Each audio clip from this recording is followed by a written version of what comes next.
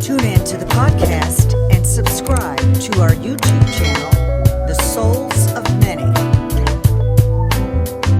Welcome, everyone, to the SOM podcast. Today, we have a great guest. His name, Corky Kessler. Corky is one of those one-stop shop attorneys in the entertainment industry that you just can't miss. Well, you don't want to miss. Corky in 2017 and 2019 was named top entertainment lawyer in the United States. So when I tell you he's a big deal, he's a big deal. In addition to that, in 2019, Corky received the Producer's Choice Award, Lifetime Achievement Recognition and Award. And that's something else, Corky. So welcome to the SOM podcast. Me and Mary Wilson, I got it too. Oh, wow. Yeah. And really good company there. And Pia Zadora. Wow. That's amazing. And you guys are all trailblazers in your own right and in the entertainment industry. So kudos to you all. Well, first of all, it's great to see you again. Absolutely. Absolutely. I never knew, Corky, all the things that I found out about you until I trailed along to the TIFF festival last year. And I said, wow, this guy is the real deal. So hopefully we'll be doing many more festivals together. Okay, that sounds good. And I'm doing virtual panels for the for Sundance Film Festival, January 30th. And Bridgette, you're going to get an invitation.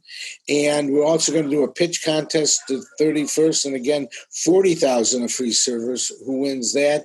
And then you could send it to your people. Absolutely. Absolutely. And we're going to talk a little bit about that because I understand that you do parties like nobody's business. And I understand the celebrity clientele is just off the chain and everyone has a great time and actually looks forward, especially to being at Sundance when it's so cold. Well, it's going to be virtual this year. So will Berlin. But I put on hold my villa for Cannes in May. So we have a pajama party there. That one I'm not going to miss this time because I understand it's all the rage. But I want to get a little bit more into your background so that folks are familiar with who you are and what you actually do. So I know that you graduated law school, John Marshall, summa cum laude. So that in itself says you were a superstar, just getting your start. And then, graduating with summa cum laude, you have your choice of any law firm I would think that you wanted to go to. But what you decided to do was be a prosecutor in Cook County. And if anyone knows anything about Cook County is a Chicago county. Some suburbs are counted, but it's the metropolitan area predominantly. And there's a lot going on, to say the least, in Cook County. So just talking with you and conversing with you, I understand that you've been shot at twice in the courtroom. Yes. I also understand that there was a bomb put in your car, and then there was a note on your desk that said, if you start your car, you'll die. No. Tell me about that, Corky. There was a note on my desk in very childish writing that said, do not start your car. And I brought it into the state's attorney at that time, who was Bernie Carey. And I said, this is what I found on my desk. And it's probably a joke. He said, well, we've got bomb and arson here at 26 in California. Give him the key to your car. He was parked across the street in the parking lot from Cook County courts. And that's at 26 in California. And bomb and arson went and looked at my car. And had I started my car, I would have been blown to death. Oh, my gosh. That is something else. That is really something else. So what did you do after that? I mean, did you go home and have dinner? At the time, Winston Moore was head of the Cook County Jail at the time. And I was investigating him in the grand jury. And then I got a note. Now, I can't say it was because of him, yes. but time I was investigating him in front of the grand jury. Wow. Wow. So being a prosecutor sometimes has its perks, but it also has its dangers and its inherent dangers as well. There was no one being checked as they walked in. There were no metal detectors back then, and people just walked in. Some of them walked in with guns. Some of them walked in with knives. No one frisked people. No one. It was really the wild, wild west. That's insane. Absolutely insane. Well, I'm glad you switched occupations because I don't know if I had received bomb threats and, an actual bomb wound up being in my car and being shot at twice. I don't know. I would have been on the first train out of there, out of the field. So I went into the entertainment business very accidentally.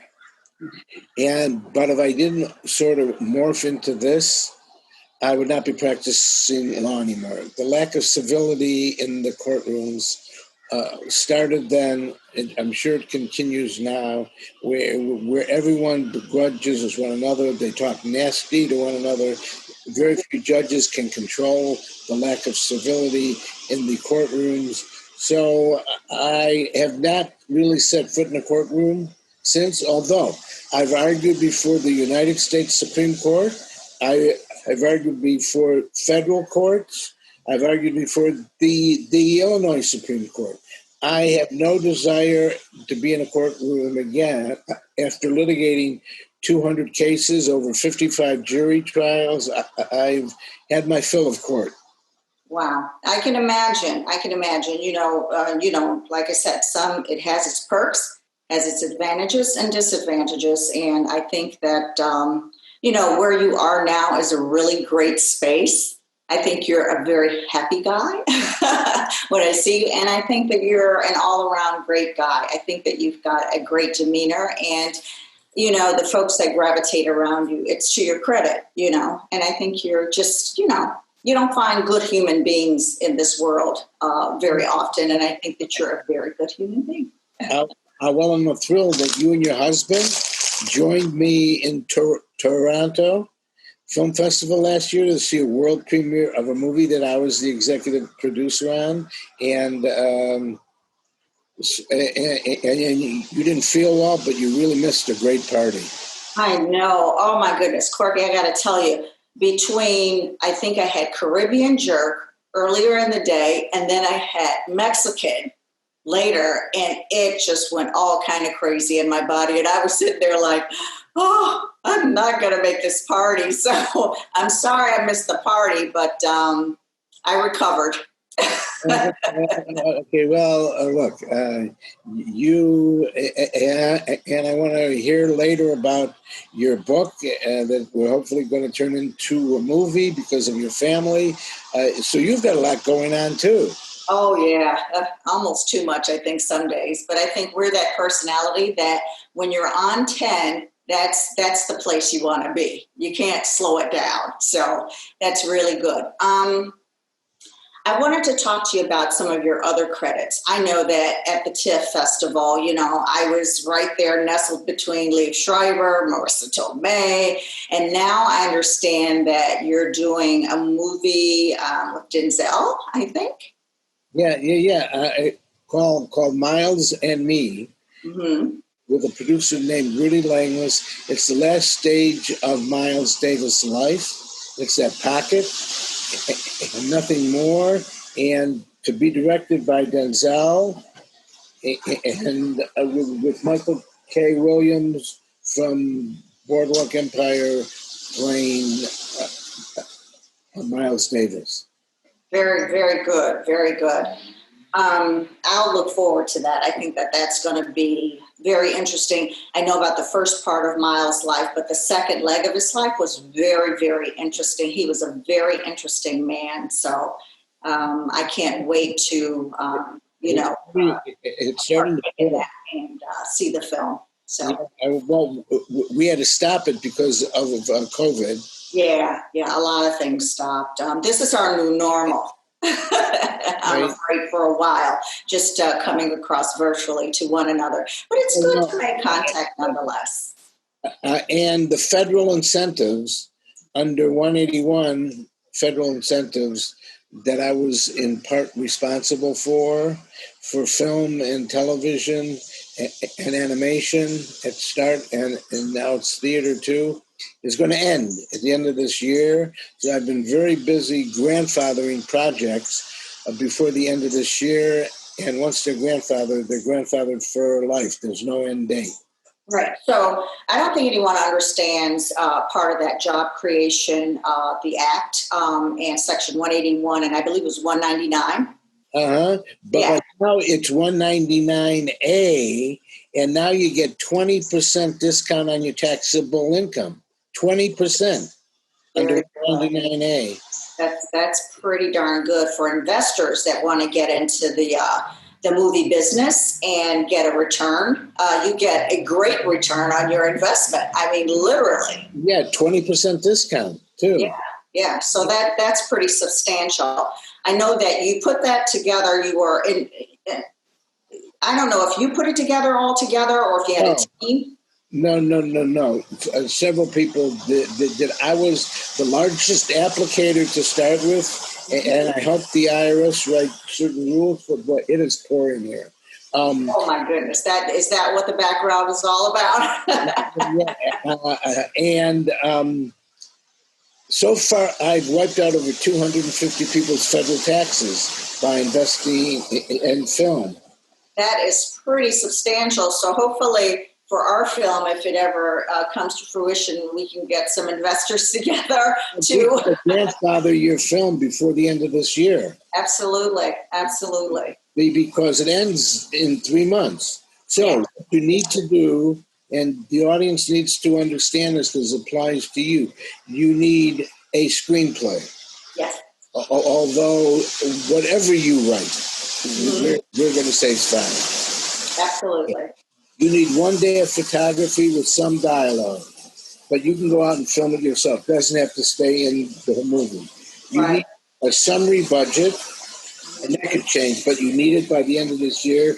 And you need the investor documents that I draft.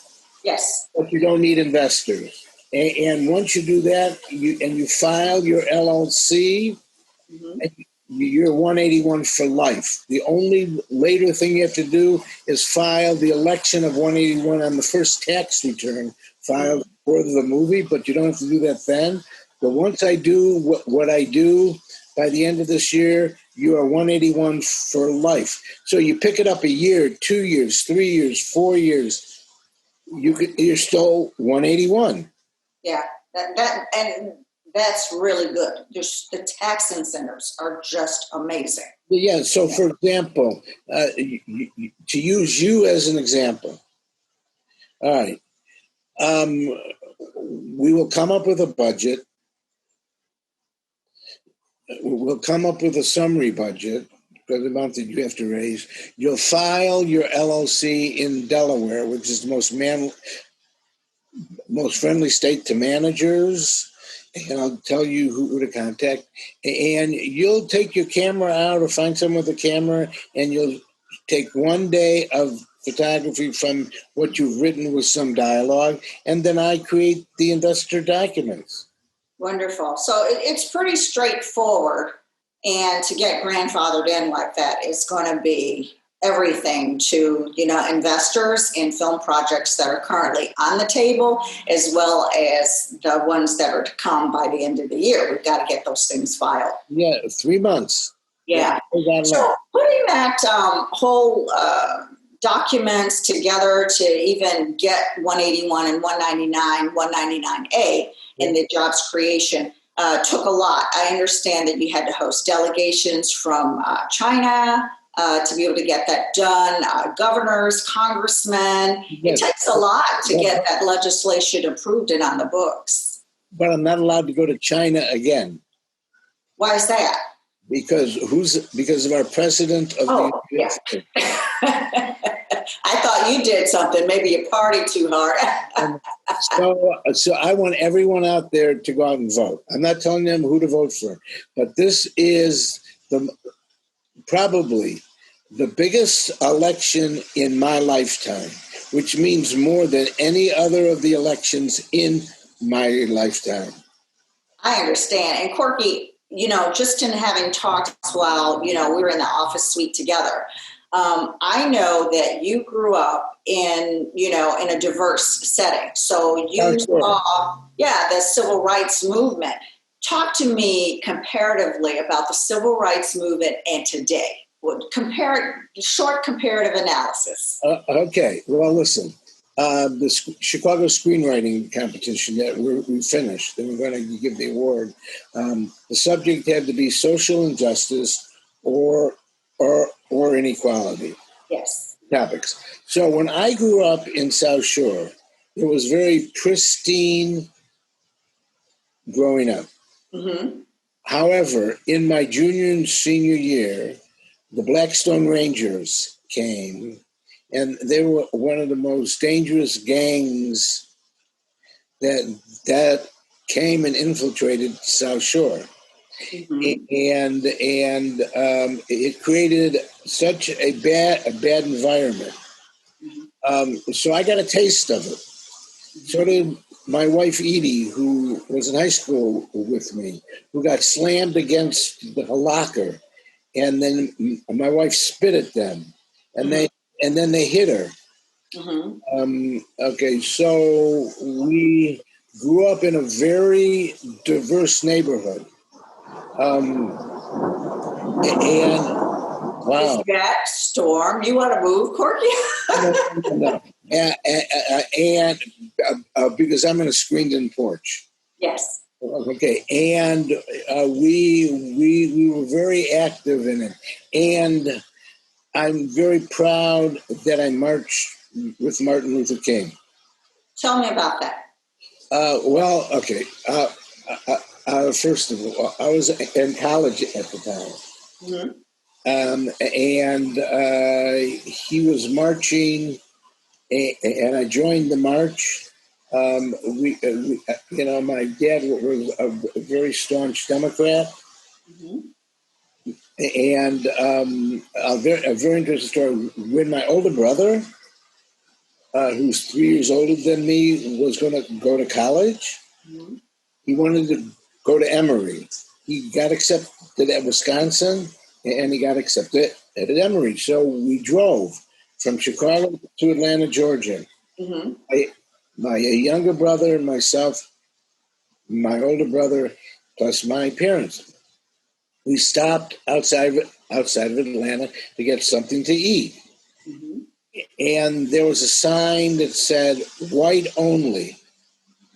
My father said to us, get back in the car. We're going back home.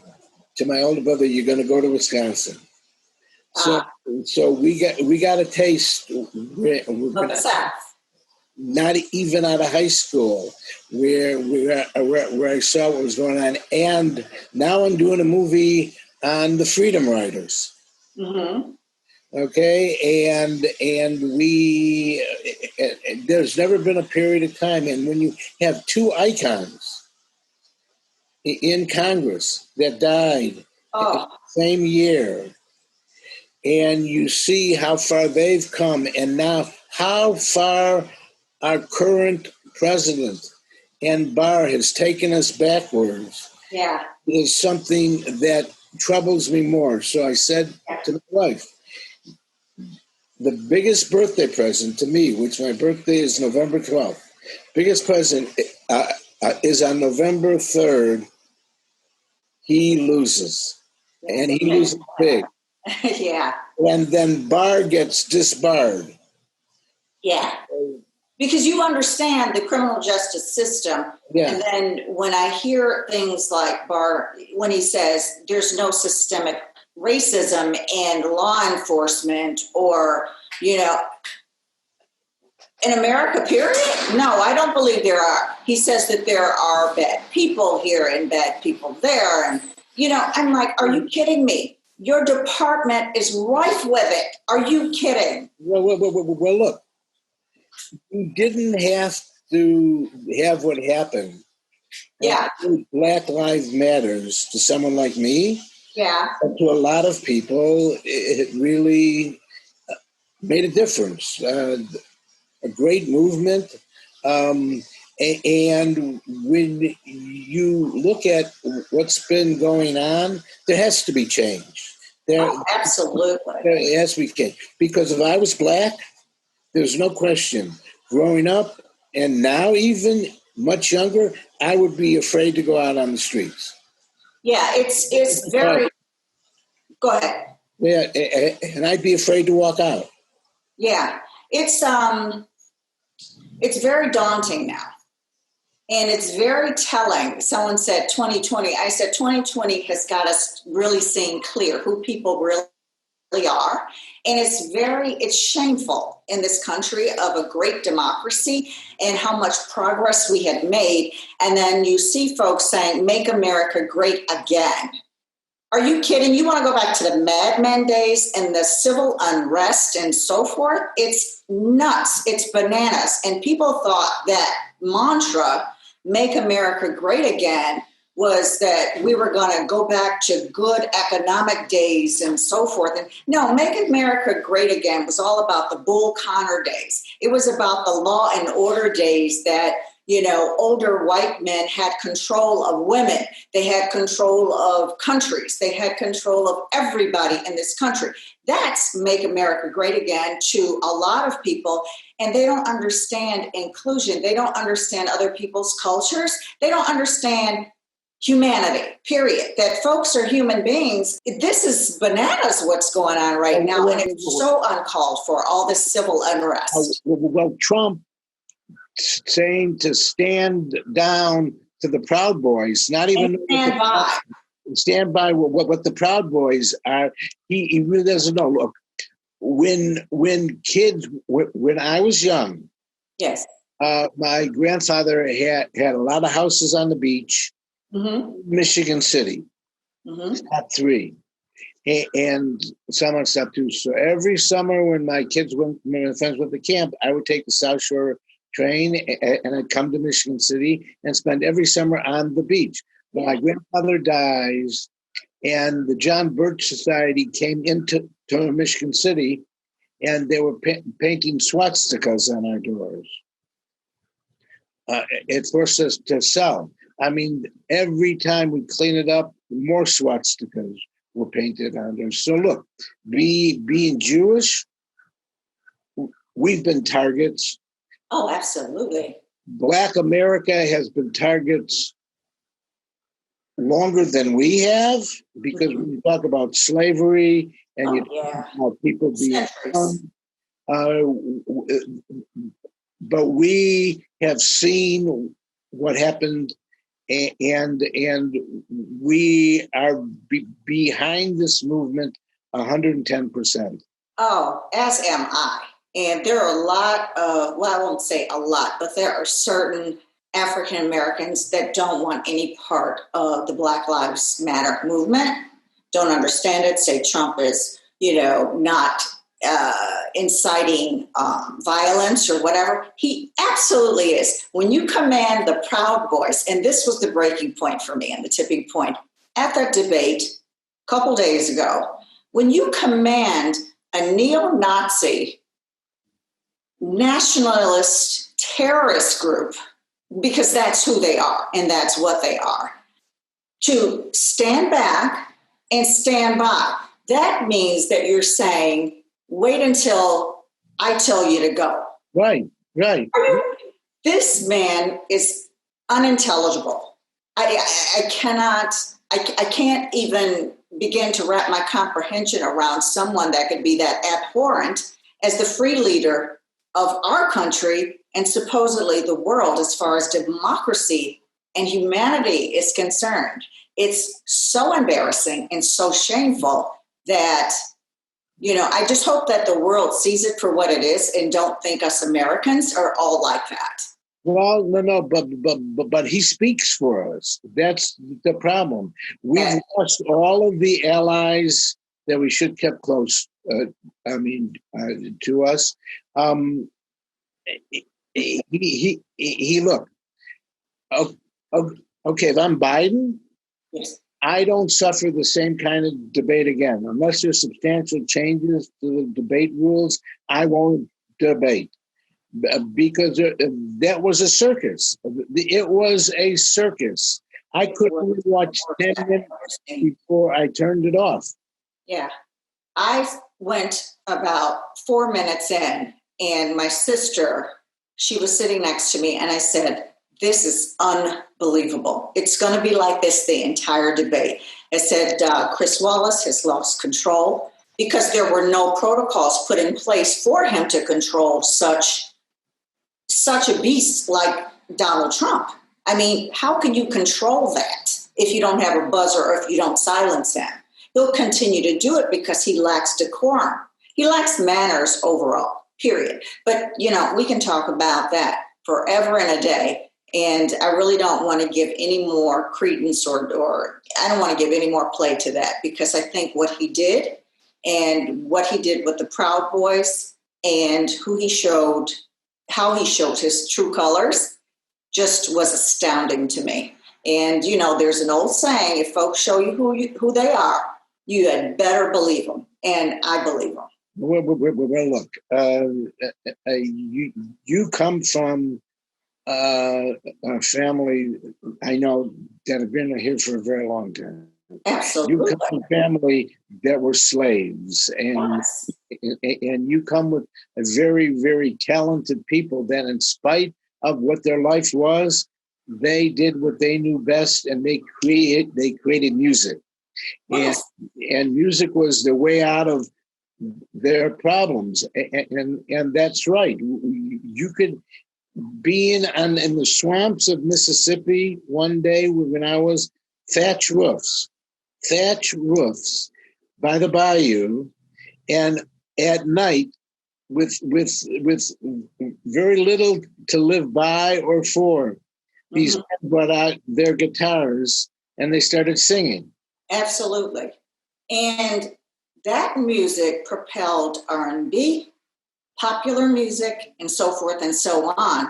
And that's all they had on a feel-good besides faith, And food, they could throw food together from everybody. And, it was a party, it was a feast. It was a festival of sorts. And, I'm glad my culture is rich in that. And I'm glad that my family was part of that. Yeah.